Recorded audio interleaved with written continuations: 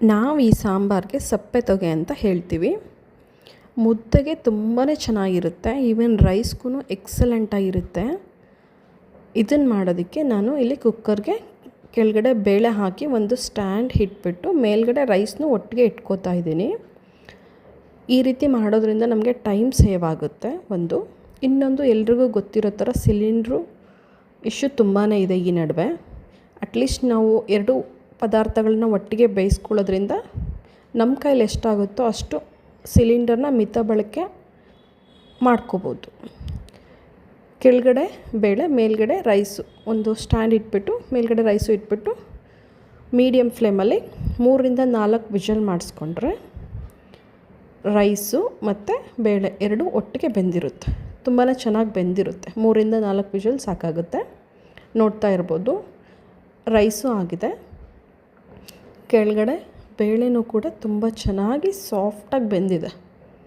Just ಈ ಥರ ಒಂದು ಸ್ಟ್ಯಾಂಡ್ ಇಟ್ಕೊಂಡ್ರೆ ಸಾಕು, 2 ಒಟ್ಟಿಗೆ ಬೆಂದ್ಬಿಡುತ್ತೆ. ಇವಾಗ ಸಾಂಬಾರಿಗೆ ಒಗ್ಗರಣೆಗೆ ಸ್ವಲ್ಪ ಎಣ್ಣೆ ಮತ್ತು ಸಾಸಿವೆ ಹಾಕ್ಬಿಟ್ಟು ಸ್ವಲ್ಪ ಕರಿಬೇವಿನ ಸೊಪ್ಪು ಹಾಕಿ ಸ್ವಲ್ಪ ಬಾಡಿಸ್ಕೊಂಡು ಹೆಚ್ಚಿರೋ 2ರಿಂದ 3 ಮೆಣಸಿನ್ಕಾಯಿ ನಿಮ್ಮ ಖಾರಕ್ಕೆ ನೋಡಿ ಹಾಕ್ಕೋಬೋದು.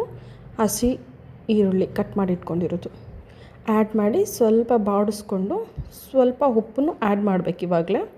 ಏಕೆಂದರೆ ಈರುಳ್ಳಿ ಆ ಉಪ್ಪನ್ನೆಲ್ಲ ಅಬ್ಸರ್ವ್ ಮಾಡಿ ಬೆಂದರೆ ಟೇಸ್ಟಿಯಾಗಿರುತ್ತೆ. ಈ ಕಡೆ ಬೇಯಕ್ಕಿಟ್ಟು ಸಾಂಬಾರಿಗೆ ಒಂದು ಪುಡಿ ಮಾಡ್ಕೋಬೇಕು. ಜೀರಿಗೆ ಮತ್ತು ಕಾಳುಮೆಣಸು ಚೆನ್ನಾಗಿ ಪುಡಿ ಮಾಡಿಕೊಂಡು ಅದಕ್ಕೆ ಸ್ವಲ್ಪ ಬೆಳ್ಳುಳ್ಳಿನೂ ಹಾಕಿ ಜಜ್ಜಿ ರೆಡಿ ಮಾಡಿ ಇಟ್ಕೋಬೇಕು. ಈ ಕಡೆ ಬೆಂದಿರೋ ಬೇಳೆನ ಒಗ್ಗರಣೆಗೆ ಮಿಕ್ಸ್ ಮಾಡಿಬಿಟ್ಟು ಚೆನ್ನಾಗಿ ಮಿಕ್ಸ್ ಮಾಡ್ಕೋಬೇಕು. ನಾನು ಉಳಿದಿರೋದನ್ನು ಕುಕ್ಕರ್ಗೆ ನೀರು ಹಾಕಿ ಮಿಕ್ಸ್ ಮಾಡಿ ಹಾಕಿದ್ದೀನಿ. ನೀರು ನೋಡಿ ಅಡ್ಜಸ್ಟ್ ಮಾಡ್ಕೊಳ್ಳಿ, ನಿಮ್ಮ ಕನ್ಸಿಸ್ಟೆನ್ಸಿ ಎಷ್ಟು ಬೇಕೋ ಅಷ್ಟಕ್ಕೆ.